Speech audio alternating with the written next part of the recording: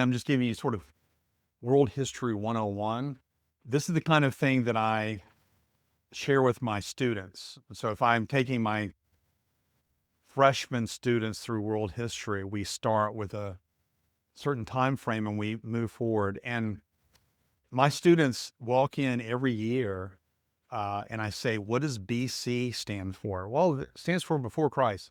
What does AD stand for? After death. And I know that they have been taught before they came in here that that's not true, but I will forever be perplexed by this. Because, I mean, think about it. If AD means after death and BC means before Christ, meaning before Christ was born, then we're dealing with a minimum of a 30-year period that's not dated. What do you do with those 30 years? Well, it's timeless because after all, we're talking about Jesus here. It's just like, I don't know. What do you do with those? I mean, it just doesn't make sense. So when I walk them through just that logic, they're like, oh, yeah. So as all of you know, AD means Anno Domini, in the year of our Lord, or just the year of our Lord. And BC means before Christ. Now, obviously, in our politically correct age, we can't have that.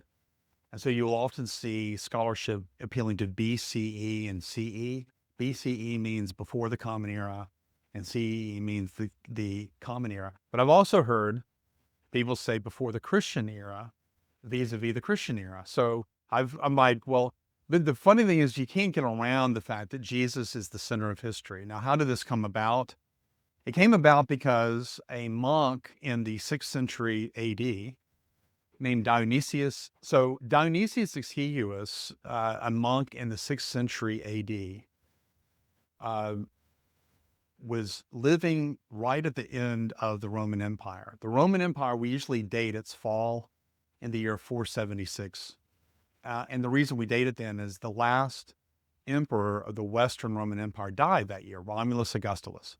So he dies, and people say, well, okay, that's when Rome fell. That's technically not true. Rome will limp along for another couple hundred years. In fact, the Quran itself has Muhammad fighting, of all people, the Romans. So he's obviously fighting people from the Byzantine or Eastern Roman Empire. So the Roman Empire will live on, but he's also seemingly, at least as far as I can tell reading the text, he's fighting people from the Western Roman Empire. So it will limp along. And there was an attempt in the middle of the 6th century to revive it. And Justinian actually came fairly close to reviving it. So Dionysius Exiguus, which is a great name to give to your children. I mean, if you're I want to name my kid Dionysius Exiguus to make his birthday really significant. So Dionysius came up with a new dating system. Before Dionysius, everything was dated AUC, Anno Urbis Conditi, which means from the founding of the city. And the city that we're talking about is Rome.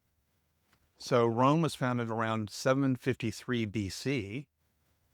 And so from those days, from the Roman point of view, that's year one. And everything is dated after that. So around 753 BC. Okay. Now, what happens is Dionysius says, okay, I'm going to date everything around the birth of Christ. It only makes sense. Christ has come. Christ is now dominating our culture. Emperor Justinian, he's actually going to get rid of the classical schools. Okay, so the school of Athens, for example, is shut down by this emperor around the year 529. So this is the end of what we call the classical period. So it kind of works out easy for us to date things because while antiquities here goes from 140,000 BC to 500 BC, my friends over at Reasons to Believe, they believe that the human race was created around this time. So 140,000 years ago, give or take, an eon or two. They go from 140,000 BC to 500 BC. This is antiquities. And that we go through the Paleolithic, the Mesolithic, the Neolithic ages. And then we have the Metal Ages. So the Stone Ages and the Metal Ages. All right. And then we have the Middle Ages. But the Stone Ages would be the Paleolithic, the Mesolithic, and the Neolithic age, taking us from 140,000 BC to about 3,500 BC. And then we have the Copper Age, Bronze Age, and Iron Age that is going to take us to 500 BC. Okay, so this is the broad outline of history. And obviously, our biblical story really begins with Abraham about 2000 BC. So Abraham is, Bronze Age. So a lot of people will complain about the Bible. I don't want to believe in a Bronze Age myth. Well, what they're alluding to is the fact that a lot of the content in the Old Testament comes out of this Bronze Age, the Copper Age and the Bronze Age. Okay. When we hit 500 BC, we have a big change in history. And we move into what is called the classical period. Who knows what is the event that starts the classical era? Anybody know? What events can we go to around the year 500 BC we would go to and say, okay, this marks a new shift in thinking, and it starts what we call the classical era. Socrates will live a little bit later. He dies in the year 399 BC. Okay, in 508 BC, we had the founding of democracy in Athens. Okay, and a year before that, Tarquinius Superbus, the last of the Roman kings. Have you all seen the movie Gladiator? There are it's got a lot of historical errors in it. Marcus Aurelius actually loved his son Commodus and wanted him to be the emperor. That's gone in Gladiator. But there's a line in just before Commodus kills his father in the movie. He doesn't do this in real life. Rome was founded as a republic. No, it wasn't. It was founded as a monarchy. And so you have these kings that preceded the republic. But in 509 BC, the Romans threw off the yoke of Tarquinius Superbus, and they established SPQR. Have you ever heard of those initials? Anybody know what those stand for? Senatus Populesque Romanus, the Senate and people of Rome. So the Roman Republic is founded in 509 BC. And so this is very easy to memorize, right? So we have a classical period starting right here at the end of the 6th century BC. 6th century BC, I would argue, is the most important century in human history. That's a bold claim. What happens in the 6th century BC? Well, birth of philosophy. In 586 BC, Thales predicts an eclipse using natural principles, and we usually say he's the first philosopher. What also happens in 586 BC? Anybody remember your biblical history? It's the year that Nebuchadnezzar destroys Jerusalem. Okay. We have the birth of the Babylonian Empire, and then we have the Persian Empire, which perfects the use of coinage. So coins are used for the first time. That was actually developed by the Lydian Empire, but the Persians perfect this. So coinage. Over in India, the Upanishads are written, and Hinduism shifts from a purely polytheistic religion to a pantheistic religion.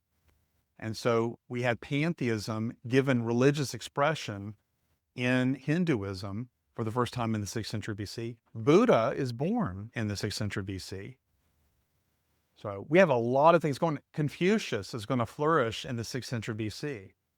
And the Old Testament, as we know it, the Torah especially, was probably edited by Ezra and the men of the Great Synagogue at the end of the 6th century BC. For example, they switched from a Paleo-Hebrew script to the Hebrew script that we know now. All of that happens in the 6th century BC. It's a tremendously important century of transition. And of course, the Jews will return from their exile. I'm going to talk about that in a bit. So a lot goes on And so we start, it's just very convenient in a lot of ways. We start the classical era in 500 BC, and we end the classical era in AD 500, right? Because 476 is the fall of Rome, 529, the closing of the classical schools. It just makes sense that you would just use 500 BC as a marker. And the Middle Ages starts in 500. We say 500 AD is technically correct to say AD 500, in the year of our Lord 500. However, Americans get really confused about this. So if I say Jerusalem fell in AD 70, it sounds like I'm saying AD 70. Now that year hasn't not arrived yet, but so it's more convenient to say 70 AD. So this is, y'all see how you can map out history really easily just with these markers. SPQR in Rome, democracy in Athens, classical era begins. And then over the next 100 years, we have a lot happening in Greece, not the least of which is Socrates will flourish and he will become the Athenian gadfly over the next couple of years, say between 420 and the year of his death in 399 BC. Okay. So all of that is going on during this era. Roman history is interesting. So Rome is built around the year 753. According to myth, Romulus and Remus make the city, but then Romulus kills his brother, and on we go.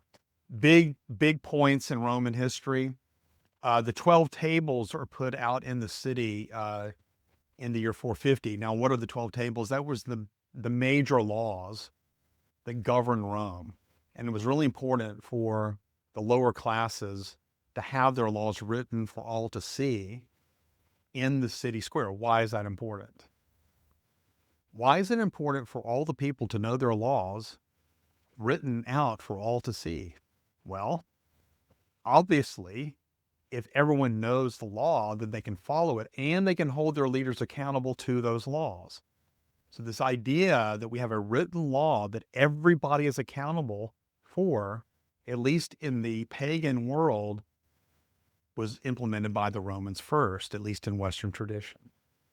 Okay, so this is a very important ideal of the Romans, that we have a republic that our citizens can vote for. We can vote our senators into office, and they themselves are accountable to the 12 tables that were first put out into the city for all to see in 450. We then have the famous Punic Wars that will last from 264 BC to 146. The year 146 is also considered the end of the Hellenistic era. And that is also the year that Rome conquers Greece. Okay. And then a few years later, Julius Caesar is born. The dates that you'll get for Caesar's birth are either 101 or 100 BC. And then in the year 60, the first triumvirate is founded. What, y'all remember the first triumvirate, what that's all about? Caesar and Pompey and Crassus will form the first. This will be the first time in Roman history where we have 3 consuls. A consul, for lack of a better analogy, kind of served as a president of Rome, and they had a limited number of terms that they served, and the consuls checked one another. We actually have a famous politician in our history who we've actually had several famous politicians in the 19th century that actually thought we should have 2 presidents. And they were going back to the old Roman system to make it as a precedent for this idea. So they wanted an amendment to the Constitution to give us 2 presidents, one from the South and one from the North. Okay. But anyways, they got that idea from this idea of 2 consuls. Well, the first triumvirate is formed in the year 60 BC, between Julius Caesar, Crassus, Marcus Crassus, and Pompey. And this is just a few years after Pompey conquers Jerusalem. So Jerusalem, the Judea, they are under the Roman yoke by this time. And then we have a very famous battle in 53 BC, and that is the Battle of Carrhae, or Carrhae. I'm not even really sure how to pronounce it. Always mess that up. But Carrhae is a famous battle. This is where Crassus dies. He's forced to drink liquid gold, so that's how they kill him. And so the triumvirate ends there, and then Caesar is made dictator for life in 46 BC. What happens in 49 BC? Something famous in Caesar's life. He utters those words, at least according to myth, in 44 BC. Crossing the Rubicon. So he crosses the Rubicon in 49 in defiance of the government and establishes himself as sole consul. And then he's made dictator for life in 46. And then the Senate, out of worry over his increasing power, he is killed by the Senate. And then in 43, the next year, the second triumvirate is formed between Mark Antony, Octavian Caesar, and Lepidus. And then not long after that, Lepidus will actually be set out to pasture. He doesn't really make a huge impact after the senators who killed Caesar are dealt with. But then we have the very famous Antonine War. And the Antonine War just is the civil war between Octavian and Mark Antony. And Mark Antony will lose. The battle where he loses is the Battle of Actium, right? Famous naval battle. And then what happens to Mark Antony after that? Anybody remember? He runs to Egypt. He runs to the arms of his woman. Her name is Cleopatra. And they commit suicide together. And there we go. And then in 27 BC, Augustus Caesar is named emperor of Rome. He's named Augustus. Augustus means the revered one. And he will be emperor from 27 BC to AD 14. So please bear with me as we may have to cut this out, but I have to plug in my computer here. Any questions about this? This is basic history. I mean, you have to know this stuff, though, to appreciate what's going on in the Gospels. You have to know the broader history of what's going on outside before you can really appreciate. Being a biblical scholar means you have to be a good historian. And so being a good theologian means you have to be a good philosopher. You have to know your languages. You have to know your history. You also have to know your science. You have to be sort of a jack of all trades to be a good pastor, a good theologian. You have to be an intellectual.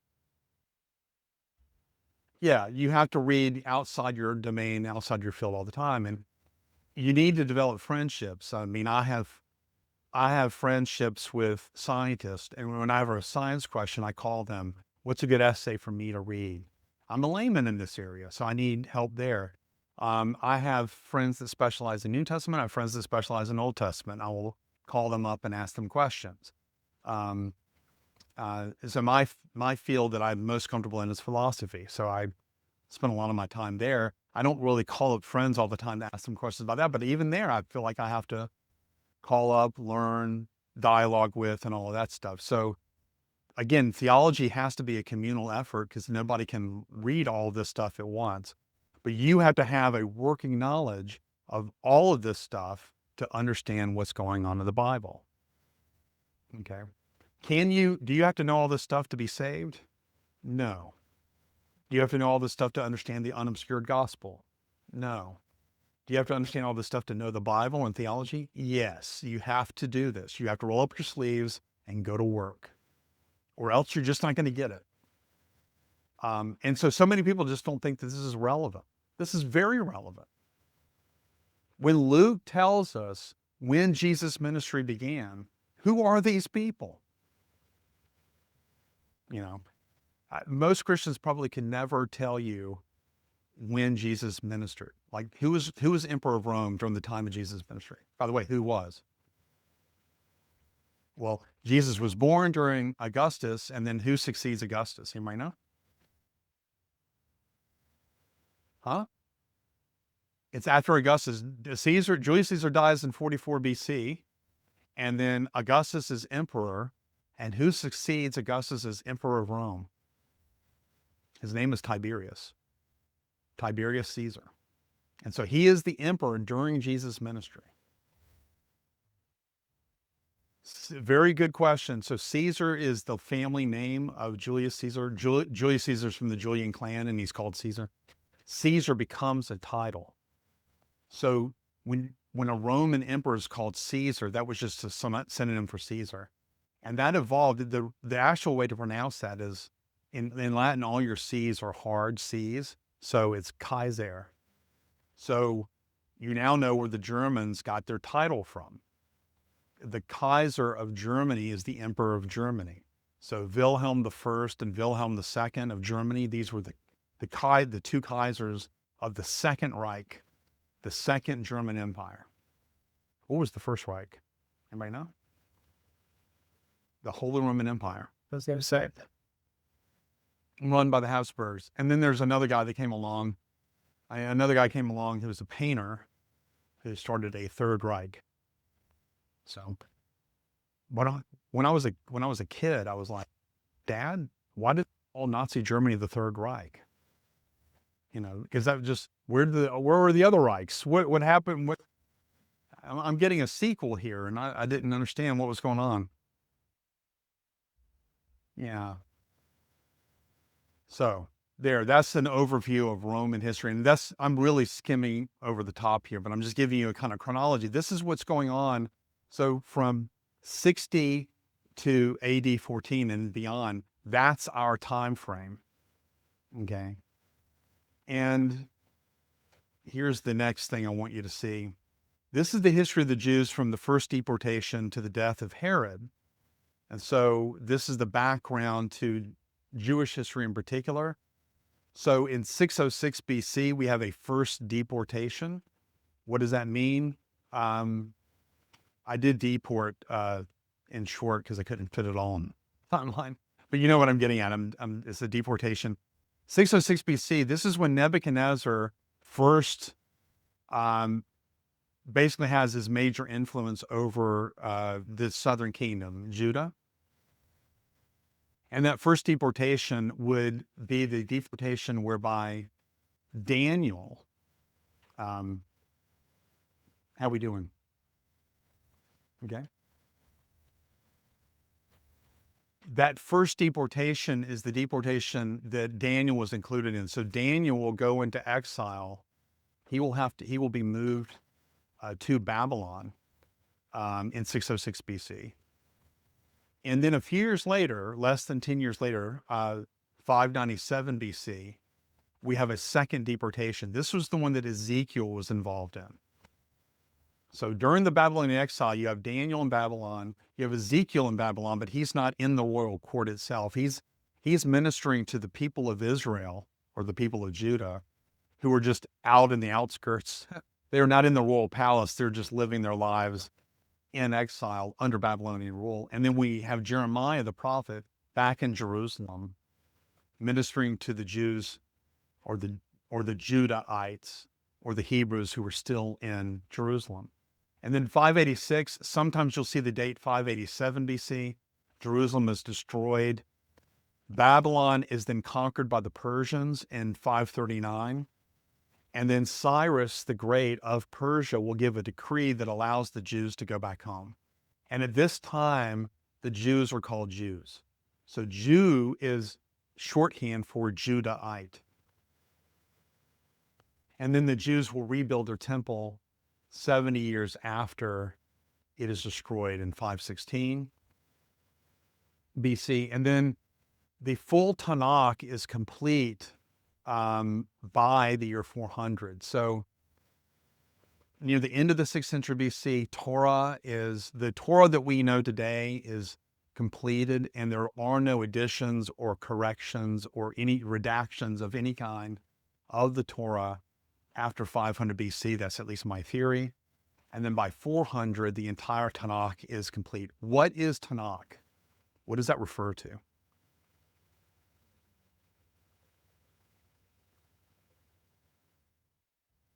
No.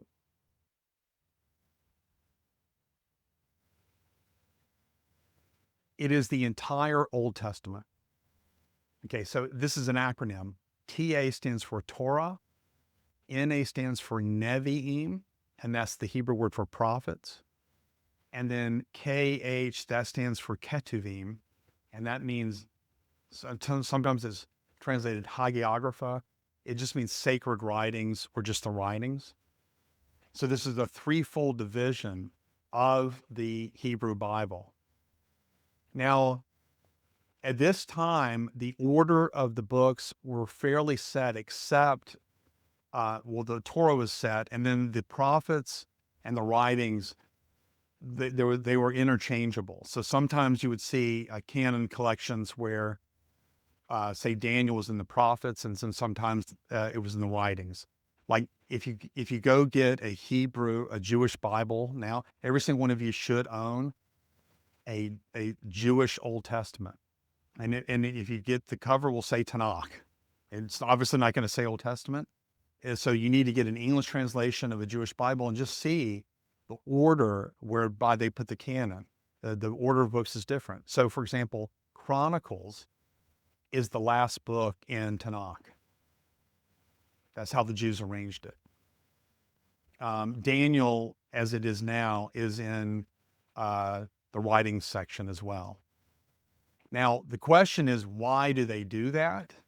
And that's kind of a mystery, but it seems to me that they wanted Chronicles last because it ends on a note of hope where Cyrus the Great is allowing the Jews to go back to their homeland. That seems to be the best explanation as far as I'm concerned. But if you read like Josephus in his book, Contra Appian, Josephus has his canon list, but he doesn't have the same books and all the sections that the Jews have now. And so, as Roger Beckwith has pointed out in his very excellent book, The Old Testament Canon and the New Testament Church, there was a fluidity, at least in the centuries leading up to Christ's birth and a little bit after Christ's birth, of how you arrange these books. It became more solidified, especially with the printing press. Okay. And then in 330 BC, Persia is conquered. By the way, a famous philosopher dies some 7 years later. Anybody know? Who died? What famous philosopher died? He didn't die, he died 7 years later. He died 8 years later, 322 BC. Socrates died in 399 BC. But you're in line, just go a line down or two. Plato died in 347 BC. That would be Aristotle. Aristotle died in 322 BC. My favorite thing to do is, y'all know how Socrates died, right? He was put on trial by the Athenian court, and he was asked to drink the hemlock or go into exile, and he drank the poison. And Aristotle is given the exact same option. So when Alexander the Great's empire splits up, Alexander the Great dies in 323 BC, and his generals come into Greece and they arrest Aristotle because Aristotle was a mentor of Alexander the Great, and he's put on trial. He's given a chance to drink the hemlock, and he says it would be a shame for two people in the same century to die in the name of philosophy. So he bolts. And it's interesting. Socrates believed in the afterlife. He believed that his soul would live forever in heaven. He talks about this in the Phaedo. The Phaedo is a Platonic dialogue where Socrates is comforting his disciples about what's going to happen to him. And he says, I'm going to live forever. Aristotle believed that when the body died, the form of the man died too. So for Aristotle, there can be no form without matter. If you are a matter-form composite, that is what you are. So if the matter dies, the form dies. For Plato and Socrates, the form is the soul inside the body, and so the body dying affected the form hardly at all. So the form could live on. So it's interesting, how you perceive life after death determined how you met your death. Aristotle bolted, and a year later he dies. He only affords 1 year for himself. I found that I just think that that's a fascinating contrast there in the way Socrates died and the way Aristotle died.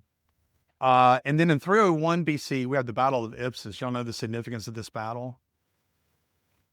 This is the battle that actually split the Greek Empire into 4 parts. Okay. And then in 250, I have these letters LXX. What does that mean? Yeah, this is the Roman numeral for 70, and the story is that 72, actually, we just rounded down to 70. The 72 translators, when the story goes that in Alexandria, Egypt, there was a demand for a Greek translation of the Hebrew Bible. And so 72 translators all go and they translate the Torah. They translate that first in 250 BC. And they all came out, and the translations were exactly the same. By the way, that's a myth. That did not happen. But this at least shows what a high value many of your Jews placed on the Septuagint. It was a very respected translation. And then over the decades or centuries, the other books of the Septuagint were translated. So Septuagint, this just means the translation of the 70 or 72. And then not long after that, we have a Maccabean revolution or rebellion. This is when the Seleucid Empire from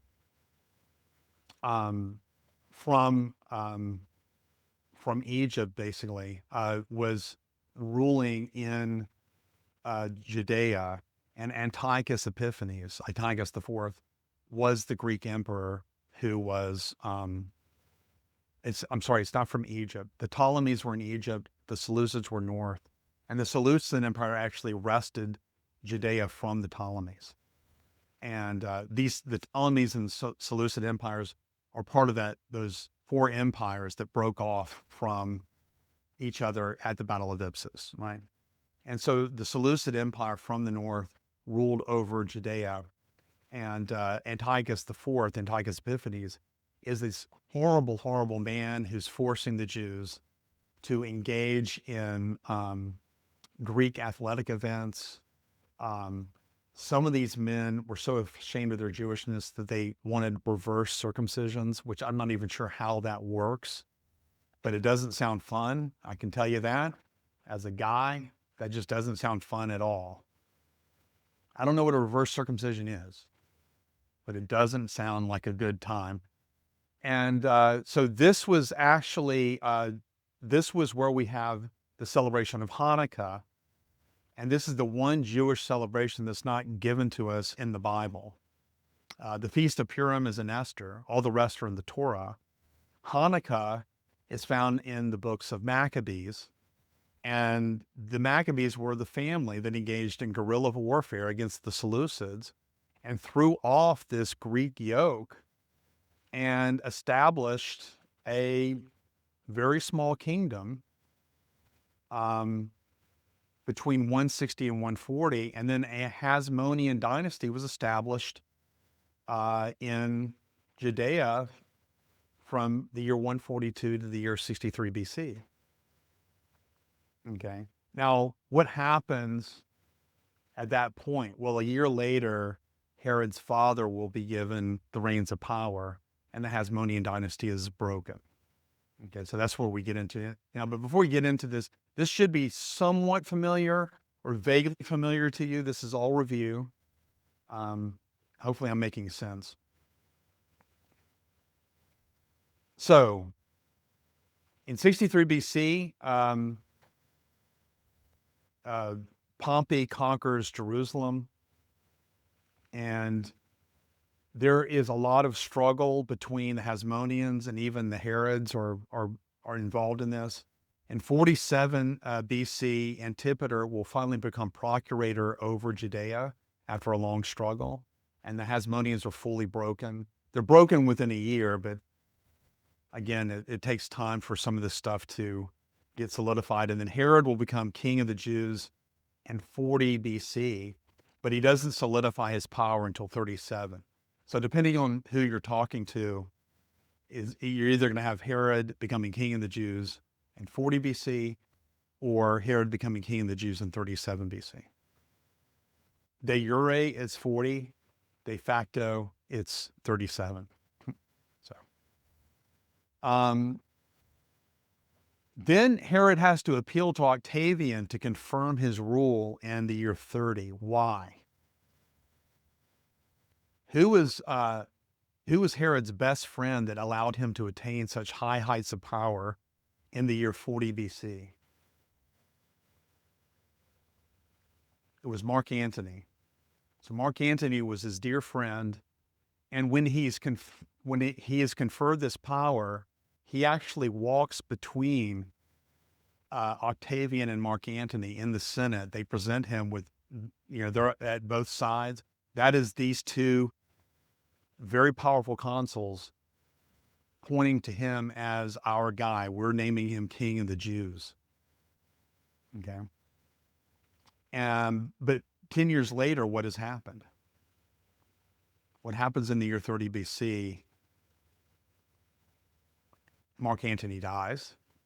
And so Herod has to appeal to Octavian to confirm his power.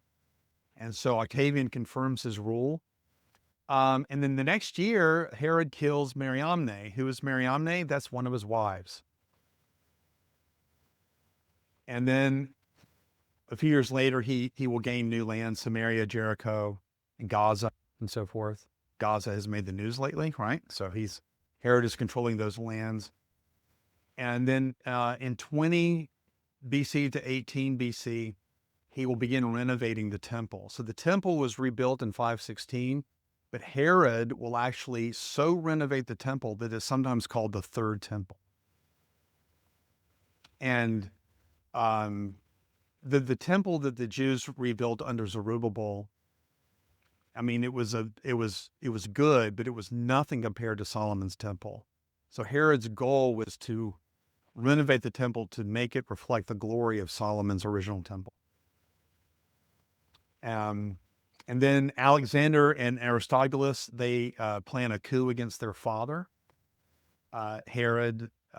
And so Herod will have to execute them. They're thrown in prison for years.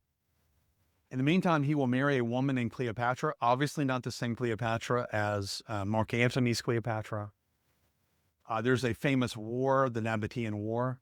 And then the next couple of years later, he executes his two sons, Alexander and Aristobulus. And he will name his son Antipater heir in 6 BC. And then he will die in 4 BC. How do we know that Herod dies in 4 BC? We know he dies in 4 BC because Josephus tells us of a very famous eclipse that happened on March the 13th.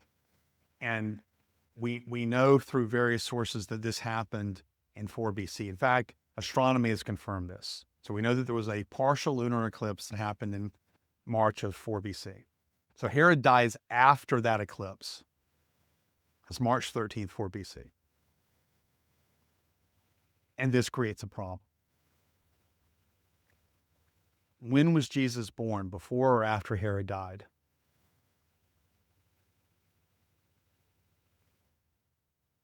The text tells us before, but if Herod dies in 4 BC, what does that do with the dating of Christ's birth?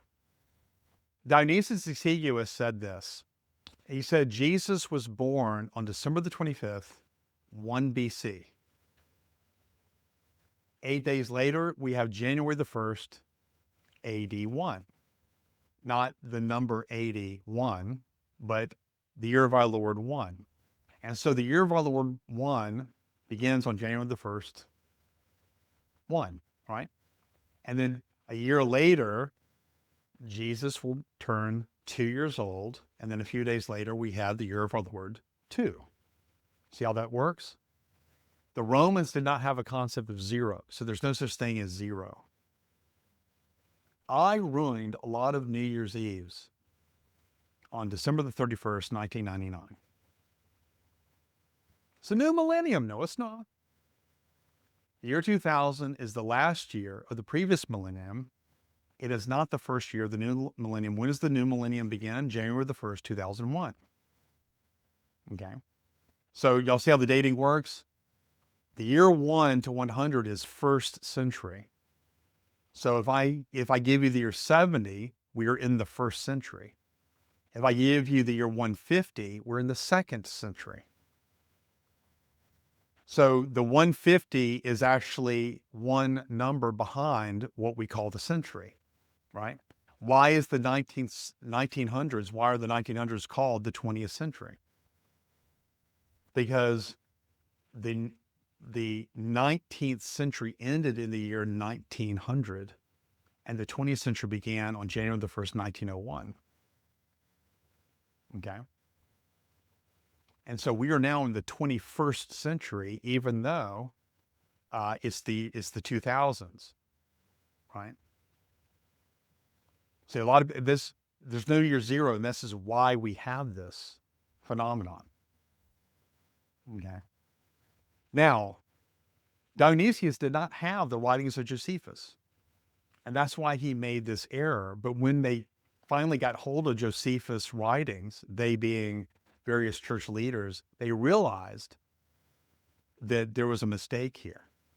You can't have Herod dying in 4 BC and Jesus being born in late December of 1 BC. Okay. And this is why most scholars are going to put Jesus' birth around 6 BC or 4 BC or what have you. Raise your hand if that doesn't make any sense. Raise your hand if you have any questions about this. Okay, so when is Jesus born? Well, that depends. That depends on how much earlier than Herod's death do you think Jesus was born? There are dates ranging from 20 BC to 1 BC. Yes, there are some scholars, they are in the extreme minority, who will put Jesus' birth still at 1 BC. Okay. They're very few and far between. So, how do I work through this? I will contend in this course that Jesus was born on December the 25th, 5 BC. I do not believe he was born in the spring.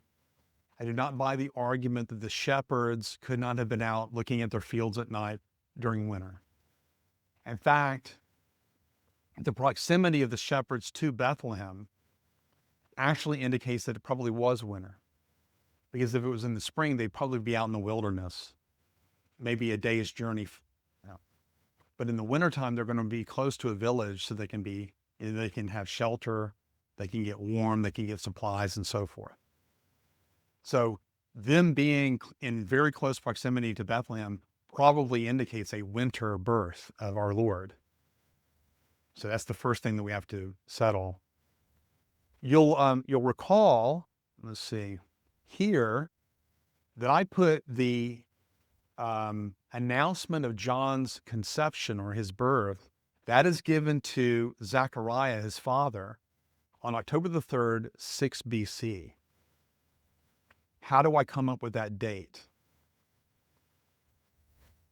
We're told in the text that Zechariah belonged to the order of Abijah. It says, in the days of Herod, king of Judea, there was a priest named Zacharias of the division of Abijah. Now, Abijah is one of the orders of the priests. There are there are multiple divisions. There are actually 24 divisions. The 8th division is Abijah. Now, we've done studies on this. We've looked at the records, and you can actually approximate the time in which Abijah would actually be serving in the temple. Each order of the priesthood served 2 weeks out of the year on 2 separate occasions.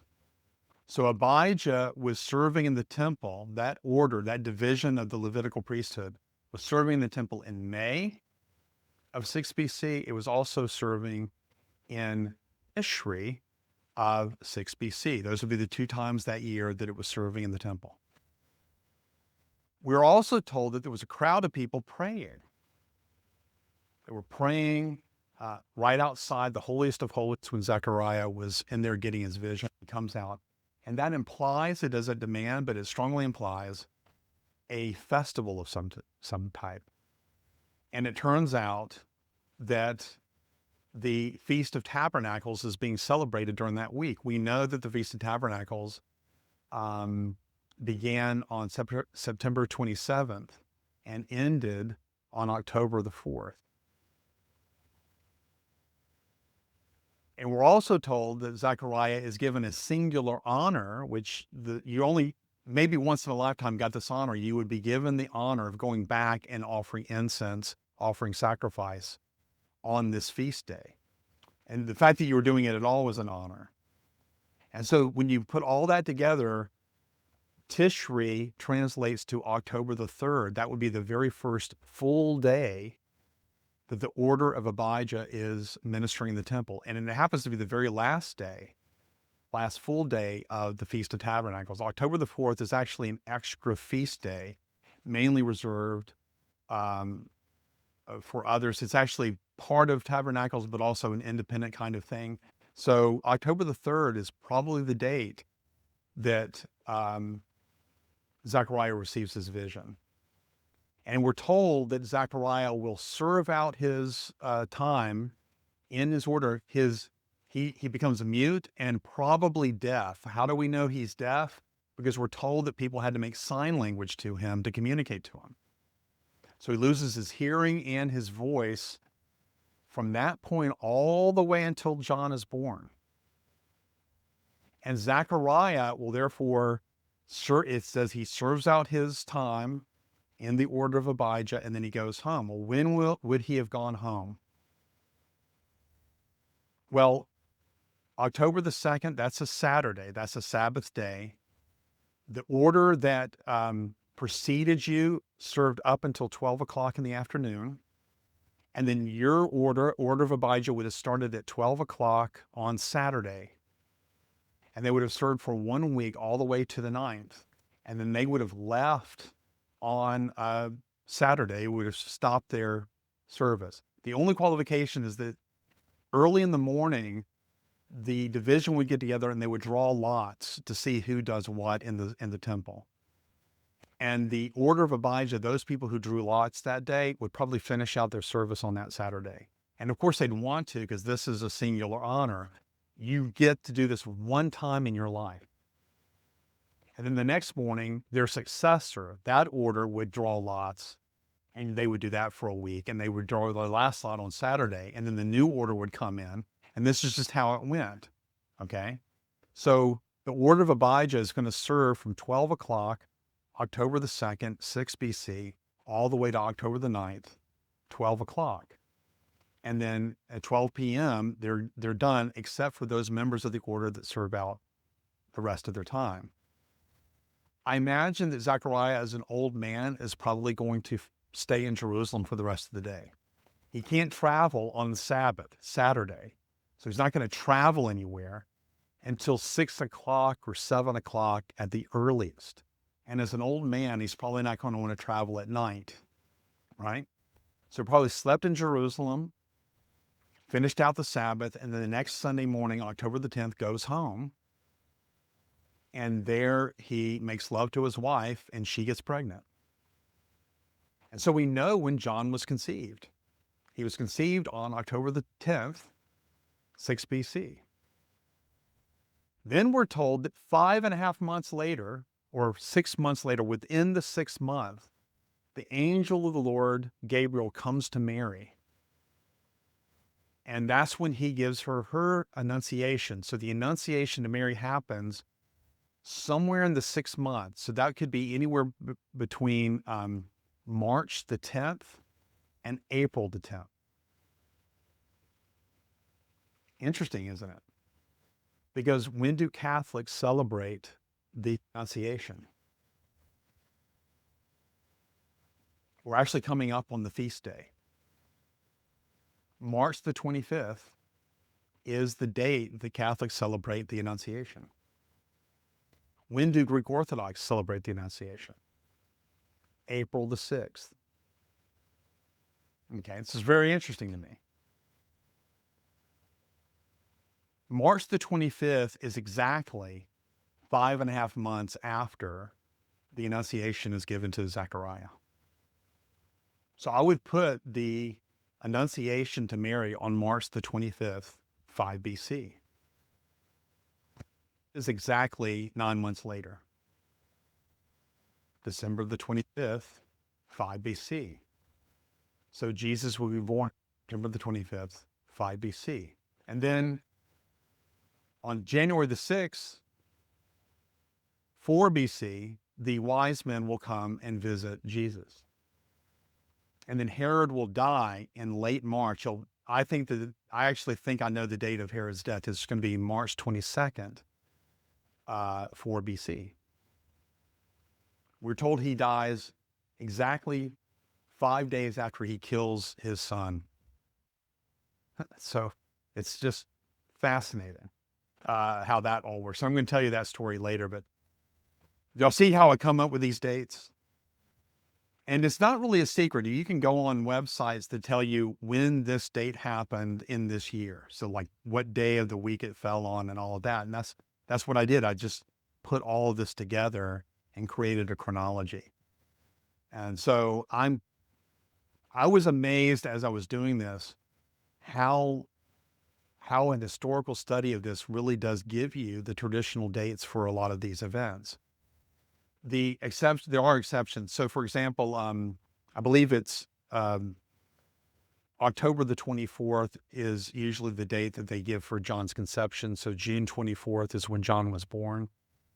If you say that, then you're going to have to either shift when the order of Abijah is serving, which is unlikely, or you're going to have to say that the promise to Zechariah wasn't given immediately after, which I also think is unlikely. Okay. Questions about this?